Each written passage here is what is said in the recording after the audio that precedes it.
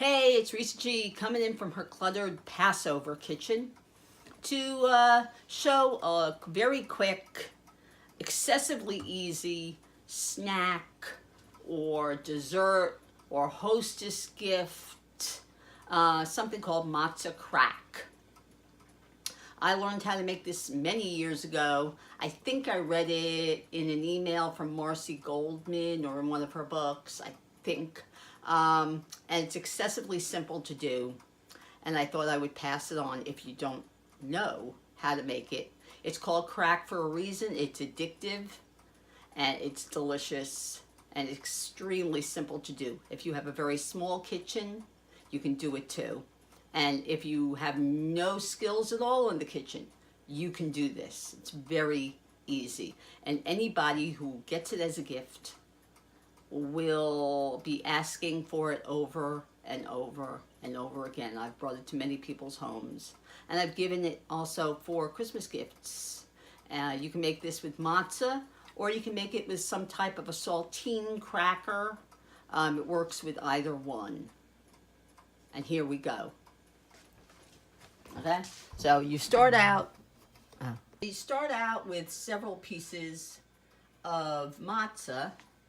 Of course, at this time of the year, it's kosher for Passover, even though I'm not kosher. But that's what you're supposed to use, so that's what I use. Because if you bring it to somebody's house who is kosher, they may ask you if you use the appropriate thing because they won't eat the other. So this is kosher for Passover. So you lay it out on a cookie sheet, on a piece of parchment paper, or on a silicone liner, because you're going to pour a sticky substance over it, and you don't want that to get on your sheet pan. It's impossible to get off without scrubbing. So you line your sheet pan, you put your matzah on it. Then you take some butter. For this recipe, it was like a stick and a half of butter, 12 ounces, I think it was. So you melt your butter. You add some brown sugar, dark brown sugar, and you whisk it in, okay? And you cook it for a minute or so until it starts bubbling away and the sugar melts. Okay.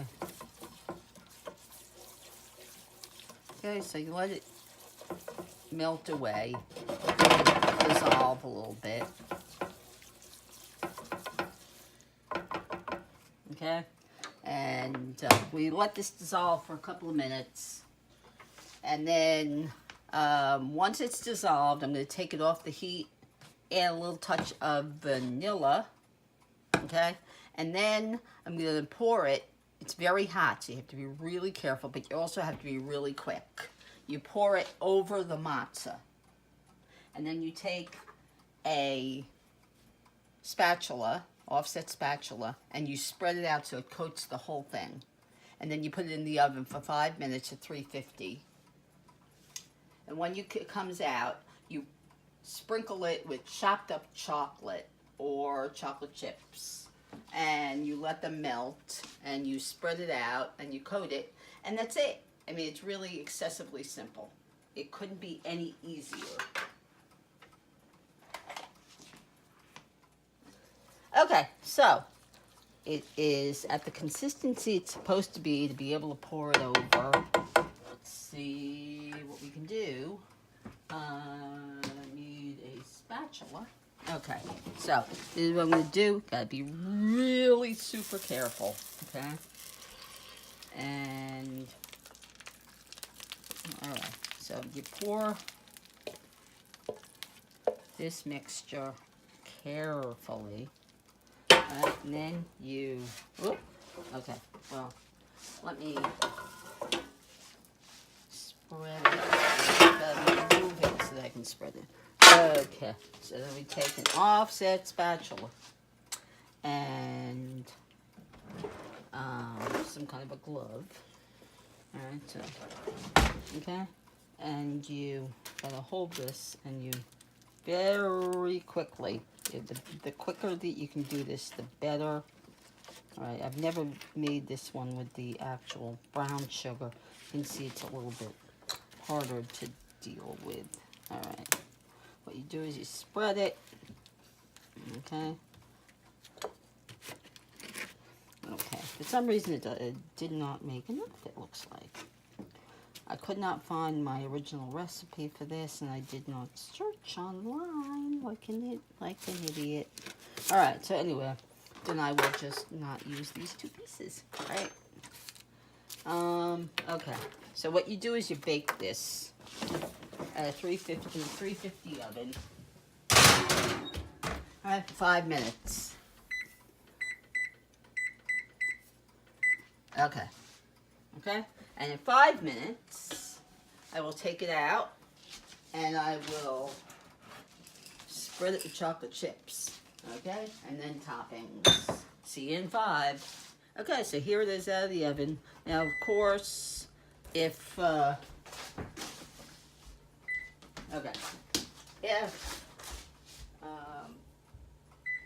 Okay. If it was all the way out to here, if there was enough sugar mixture. Usually I use, I think, plain sugar, but for some reason I could not find that recipe. I made books, albums a couple of years ago, and I organized them by holiday, and I put all the most used recipes, and it's supposed to be in there, but it's not. All right, anyway, so what you do is you throw your chocolate, whether it's chocolate chips or whether it's chocolate chips or shredded up, grated up dark chocolate. Okay. Okay. And then you let it kind of melt. And you spread it. All right, well, obviously this needs to wait a second. But you have to put, like, really coat it in the chocolate. You need to be really careful not to touch it, because otherwise you will burn yourself really badly. But anyway, so here you go. It's starting to melt. So what you do is you start spreading it, the chocolate, the melted chocolate, until you coat the whole thing. See, it's getting all glossy. Okay. And, okay, so it gets all glossy and melted. And then you totally coat. Alright, totally coat it. Make sure not to touch it with your fingers, because you will burn yourself and you will be sorry. Alright, so just do it so you can coat the whole matzo. Okay, there you go.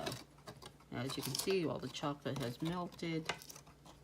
And then whichever area you didn't get the, all right, yeah, well, see. All right, totally coated. Okay, so then you can have all kinds of toppings, all right? You can either leave it plain like this and let it cool and break it up into pieces, or you can get fancy schmancy and use toppings, all right? I've got grated, chopped up hazelnuts. I've got cocoa nibs. I've got chopped up pumpkin seeds. I've got nut and fruit mixture. You can use sprinkles. You can go a little crazy, all right? Now, see, if you want to, you can get kind of fancy and do like lines of each kind. All right, you got to do this kind of fast so that the chocolate doesn't solidify, because otherwise then you can't spread it. Then you can't do it. Okay. And this way, when you bring it to somebody's house, you can just break it up into pieces while you're there. And a little bit of something for each person. Whatever person wants a little fruity concoction, they can have it. If they want a little nutty, they can. You can make one without nuts for people who are allergic, like my son, who, that's why I use pumpkin seeds so much, because that way it gives a nutty consistency. Or you can just leave the nuts kind of whole if people like things a little, chunky. They like a little bite. All right. I personally like things minced up a little bit because I've got dentures. But yeah, you can do it whatever you want. You can do at Halloween, you can do saltines with black and orange sprinkles. At Christmas, you can do the saltines with black, red and green. Hanukkah, you could do blue and silver. Whatever. You got Valentine's Day. You could do pink and red decorations, whatever you want. You let it cool, and then you can either package it in cellophane or in a tin to bring to somebody's house, or you can just put it out on a platter for everybody to enjoy. Or you can break it into pieces right in front of them. And sometimes I do that. Most of the time, though, I end up eating this all myself.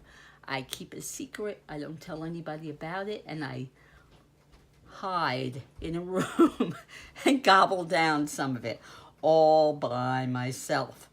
So anyway, if you enjoyed this video, let me know in the comments.